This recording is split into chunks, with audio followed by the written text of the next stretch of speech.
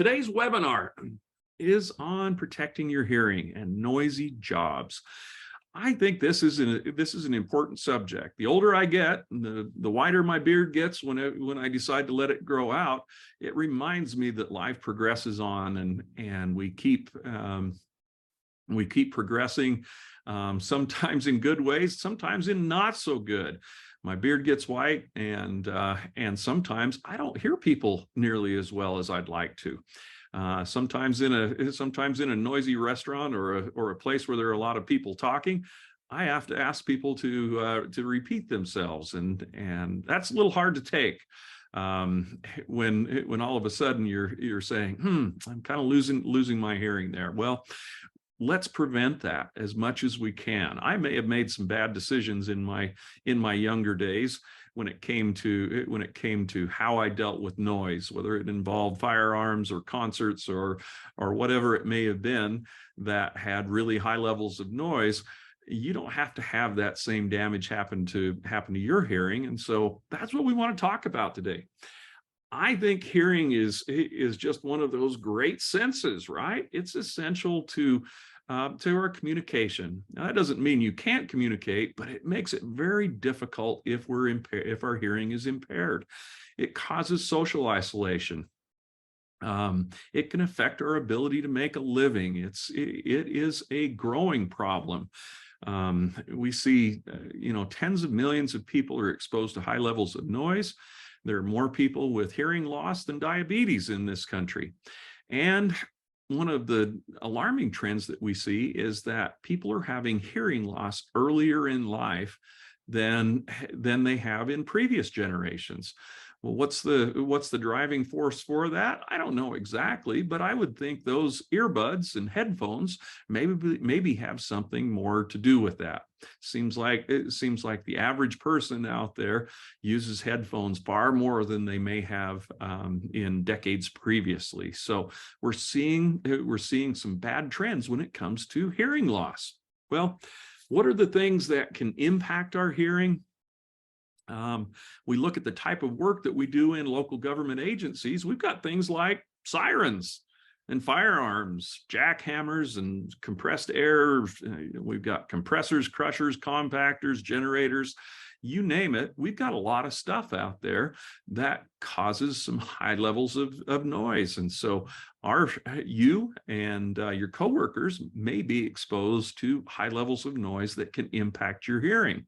Well, how does that all work? Well, it works because your ears take energy in the form of sound waves. That pressure goes through our ear canal and it hits our eardrum in there, and it causes it to vibrate, which vibrates some little bones in our inner ear, it causes some other stuff to move. And inside of this thing called a cochlea, there are some hair cells in there. You're like, why do I've got hair around my ears. Why do I have hair inside? Well, you got hair inside of the cochlea. They're microscopic hairs. Here's a picture of them in an electron micrograph picture. The one on the left, these are healthy hair cells. These are specialized cells that take the energy. They vibrate. Sound, noise as well, when sound comes in, it causes those hair cells to vibrate, which causes that impulse to be transmitted to a nerve.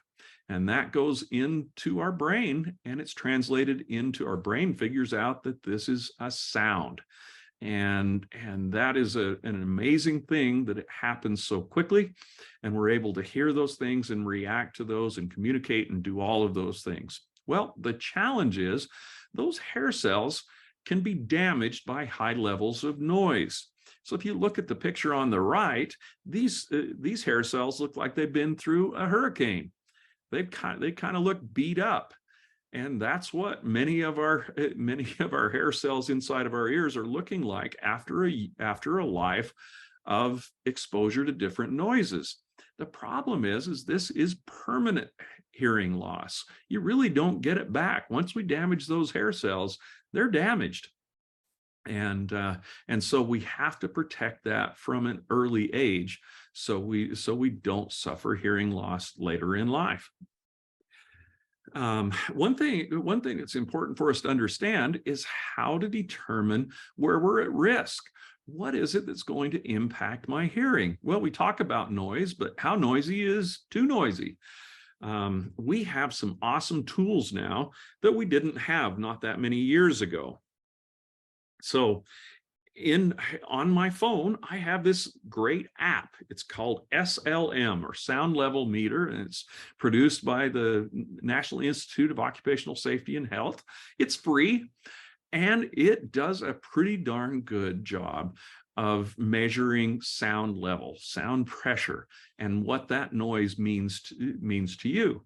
It's not perfect. It's not calibrated. Now, if I go out and I'm trying to evaluate somebody's occupational noise exposure, I'm going to use a meter called a dosimeter. And I will calibrate that to a known standard, and so it will be accurate. But I'm here to tell you that these these applications that we can put on our phone are pretty darn good. They work. I've compared them directly with a calibrated noise dosimeter, and they're pretty good. So we're not going to use this for OSHA compliance, but we can use it to let us know how are we doing as it compares to what the predominant standards are. How do I protect my hearing? I got to know how much noise is too much. Well, let's answer that question. In the OSHA standard, Occupational Safety and Health Administration has a occupational noise exposure standard. And in it, it says that if you're exposed to 85 decibels, that's the measurement that we use. And so if you read in that on that application, and it says you're exposed to 85 decibels over a time-weighted average, that means your exposure is going to go up and down throughout the course of your workday. But if it averages less than 85 decibels, you're okay. We don't really have to do anything. And the majority of us out there, we're probably going to be in that category. My current line of work, that's really where I'm at. I do get exposed to some noise here and there as I'm going around doing risk assessments. But in general, my 8-hour exposure is going to be far below 85 decibels. But if I'm exposed to 85 decibels or more, then I need to be in a hearing conservation program. And my employer needs to put me in there. I need to be provided with hearing protection devices. What are those? Well, they're earplugs or they're muffs. They're those things that will help protect our hearing. If I'm exposed at or above 90 decibels, that's what we call the permissible exposure limit. Now, if I'm exposed at 90 or above, and I'm not, and this, once again, this is an 8-hour time-weighted average, and I'm not provided with those hearing protectors, I'm exposed open ears at that, my employer can be cited for that. Okay, so that's the OSHA standard. So at 85 decibels, they call that the action level. I got to do something. I've got to put into place a hearing conservation program. And at 90 decibels, I have to require people to wear that hearing protection. Now, we would be far better off at using that. Anything above 85 decibels, if I use hearing protection, that's going to be the best for my hearing long term. Let's talk just a little more detailed about that. What does it mean to go from 85 to 90 decibels? Well, it's a little tricky. It's a little different than you would expect. For every 5 decibels of increase, I'm doubling the sound intensity. So going from 85 to 90, I double the noise at that level. So 85 decibels, that's 50% dose. That's the action level. If I go to 90 decibels, it's 100% dose. That means for the same amount of noise exposure, I can be exposed at 85 for 8 hours, 90 for 4 hours, 95 for 2 hours. And if I'm exposed to 120 decibels, only 5 minutes. You can see how that reduces the amount of time that I can spend there. So don't just think, well, I'm only going into that 120 decibels for 5 minutes. It's okay. Well, you're getting your whole day's dose of noise in those 5 minutes. So we've got to look at not only this noise that lasts for a long time, but also that impulse noise. Something similar to a gunshot is a type of impulse or impact noise that can give you serious damage, even though it only lasts for a millisecond as that noise hits my ears. Okay. All right. Next one. Let's just talk about what normal conversation is, or what normal levels are for different types of noise exposure. Normal conversation is about 60 to 70 decibels. City traffic inside of a car. So if you're in noisy traffic going down the highway, you might be about 85 decibels. Train whistle at 500 feet away could be 90 decibels. Lawnmowers can be over 100 decibels. A really loud football game or a concert could be well over 100 decibels. A jet engine at 100 feet away would be 140 decibels. That's past the point of pain, where at 125 decibels, right in that neighborhood, where it hurts to have that much noise exposure. But something like a rifle shot, particularly some rifles that have muzzle brakes, or the way they're configured or the type of caliber, they could be over 160 decibels. So that could be instantaneous damage to our hearing. So it's super important that we understand what the risk is and that we take appropriate action for that. Okay, we talked about a hearing conservation program. If you're exposed at the action level of 85 decibels for an 8-hour day, your employer is obligated to put you into a hearing conservation program, which means that your exposure to noise is monitored, that your employer puts engineering and administrative controls in place. And we'll talk a little more in detail about what those are, but we prevent those preferentially over just giving people earplugs or hearing protectors. You need to have an audiometric evaluation. What does that mean? That means you sit down with an audiologist. They put you in a little booth, they put the headphones on, and they give you a button, and when you hear the beep, you push the button, and it evaluates your ability to hear. If you have what's called a standard threshold shift, that's where you would have lost significant hearing. Your employer is obligated to provide hearing protection devices if you're exposed over 85 decibels.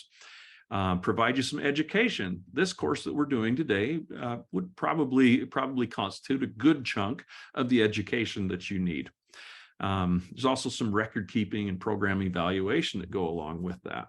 So we just mentioned engineering and administrative controls. I put on this picture some exhaust pipes on a motorcycle, because as we talked about engineering controls, I thought, what would be a good example? And I remembered back to when I was a kid. All the kids in the neighborhood, we had motorbikes, and to make our bikes sound a lot more powerful and tough and annoy the neighbors, we would take the baffles out of the muffler on those motorcycles, so they were really loud. That baffle is an engineering control to keep that noise exposure down. And so there are a lot of things that we can use as engineering controls. We can simply isolate people from the noise. So we build a wall, we put noisy equipment outdoors or inside of a room where people don't normally habitate. We can provide baffling material that will absorb some of that noise and reduce those levels. The other things we can do are administrative exposures. Those would be something like, we limit the amount of time people can spend inside of a noisy area. And that's a way to minimize their exposure, is because if you're not there, you're not getting the exposure. The last line of defense that we want to use, but it's really important, are hearing protectors. Personal protective equipment is always our last line of defense, but it is essential for us if we're working in these noisy environments.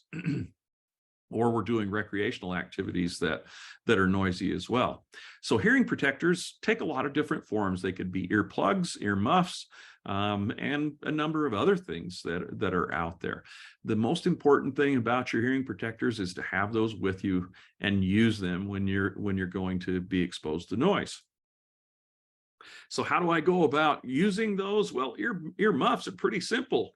Put them on and ensure that they get a good tight seal around there, and there's nothing in the way. Sometimes glasses can be an issue with wearing earmuffs, but they're really simple.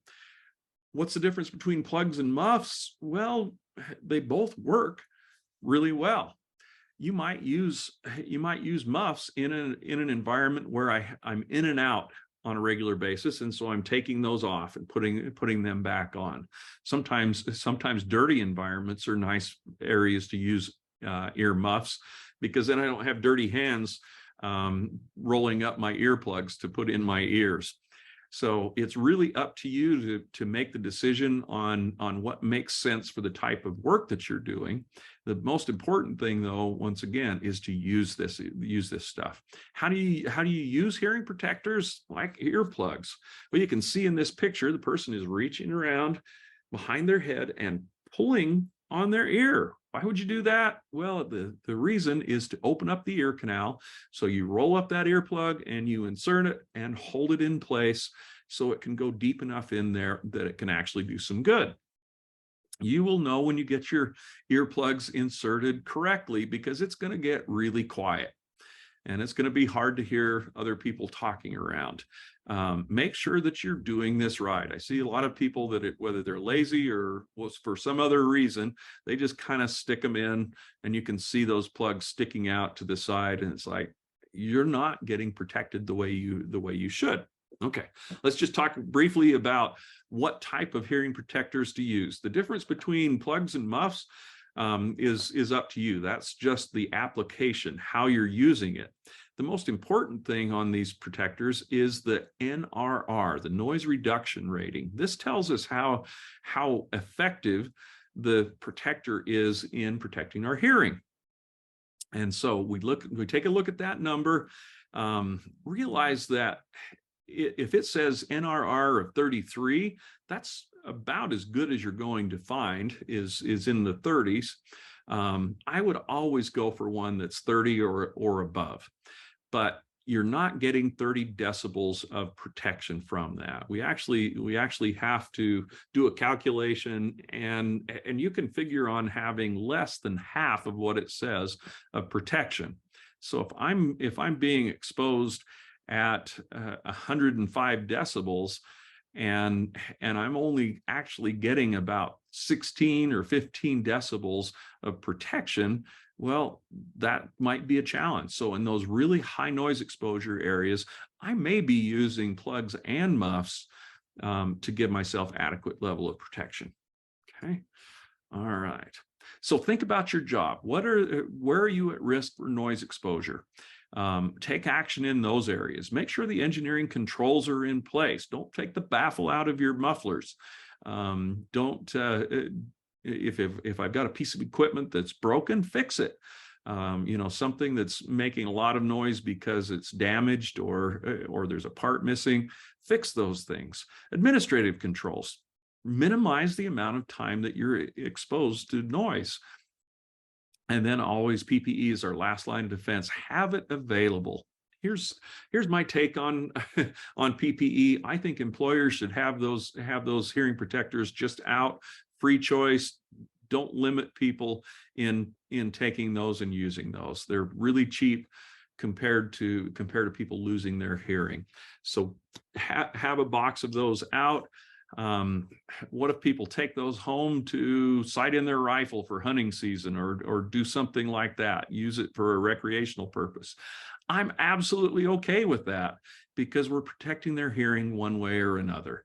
And so I think that's a good thing that we should promote as organizations, is because safety is as important at home as it is at work, and safety is a lifestyle. And so if you're going out to sight in your rifle for the year, make sure you've got that PPE for that. Those are some really intense exposures. And so we want to have that available. Think about those recreational exposures. Know where you're at risk, take action there. It may be even something like you go to a concert. I'm going to put a package of earplugs in my pocket. So then when the songs I really don't like that much are playing, I can put those earmuffs or earplugs in. So I limit my exposure. And that may seem a little counterintuitive when you're going to a concert to hear that music, but realize that you can receive an incredible exposure that can damage your hearing permanently, just simply by attending a concert. So think about what your exposures are, and let's minimize those wherever we can. So later in life, we're able to enjoy the sound of our grandkids or whatever that music is, or whatever it may be that you enjoy listening to. Okay, so just in summary, know what you're getting into, know what your exposures are, both on the job and at your recreational activities as well. Minimize that exposure. If you can, minimize it. Now, you may look at your lawnmower and it says, hey, it only produces 85 decibels. Oh, I'm okay. Well, maybe you put a pair of earplugs in anyway.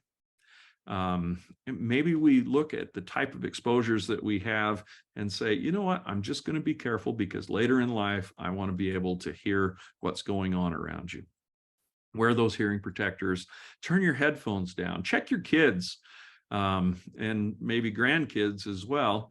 I'll do that to my kids periodically. They'll have their headphones in, and I'll go grab an earbud, stick it in my ear just to see how it is, and say, kids, this is a little louder than it ought to be.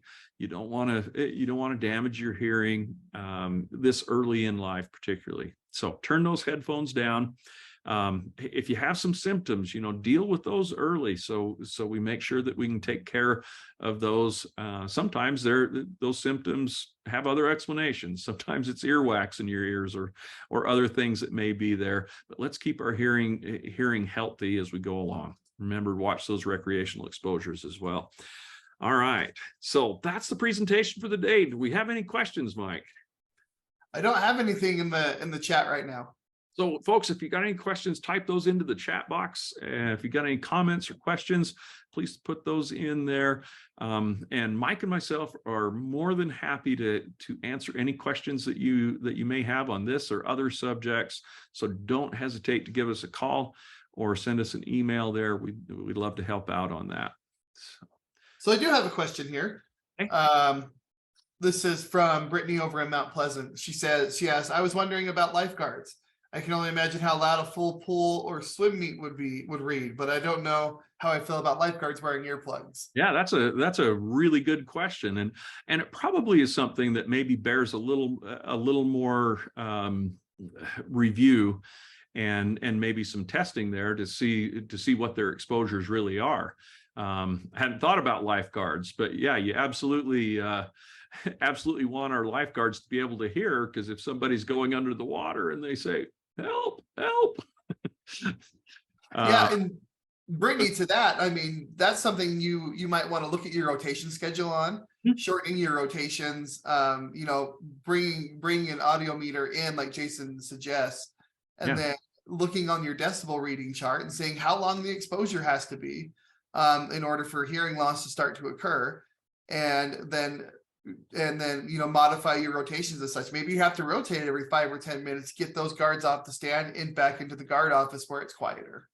Yeah. So good points there, Mike. So we want to look at our exposures, see where we're at, provide the right level of protection for those. We may do some administrative controls, like Mike said. Maybe we rotate people. We can also do some engineering controls in there as well. There are some devices that we can use, foam and things like that can absorb some noise. So, all right. Just a few more questions here. On the NRR rating, can you explain how it cuts down a little bit more? Yeah. So what it is it's a safety factor that OSHA has us put in there. So the NRR is, let's say it's at 30, we're supposed to subtract 7, then divide it in half. That's a safety factor that they want us to put in there, and it has to do with people. The hearing protectors are tested on, they call them, it's basically a human form. And so it's like a mannequin, and so they test them on a plastic person. There's going to be variability in all people. How well it fits. I had a coworker one time, a long time ago. This guy had giant ear canals. I don't know how you get giant ear canals, but he had giant ear canals, and he could take a regular earplug and just stick it straight in without compressing it, and it didn't do him a whole lot of good. And so the point is that that takes in some of the variability. It may be a full 30 decibels on that mannequin, but it may not be in real life when we put it on people. Great question. Great question. What else we got? Last one. How do I control employees outside an 8-hour shift on a mandated hearing protection program? Yeah, that's a tough one. And the reality is, we've got to build a culture that people will do the right thing. Now, there's always discipline and all of those things, but the reality is we need to help those people understand how important it is to their hearing to do the right thing. You know, they're going to make a choice one way or another, and you should take appropriate action if they make the wrong choice, and you see that. But at the end of the day, people have to buy in. They have to realize that it's important to them and important to their experience later in life, that they do the right thing. So, okay, is there anything else, Mike? Nope, that's good. Thanks, Jason. That was great. Thanks for all the questions, folks. That's great. We're going to wrap up, as we've got another webinar coming up at 10 o'clock. If you haven't signed up for that one, you can go to utahtrust.gov and click on training and events and sign up for the cybersecurity basics webinar that'll be happening in about 28 minutes. Thanks, folks. Appreciate you. Thanks for all you do out there to make Utah a safer place. Go out and have a safe day. Thanks, everyone.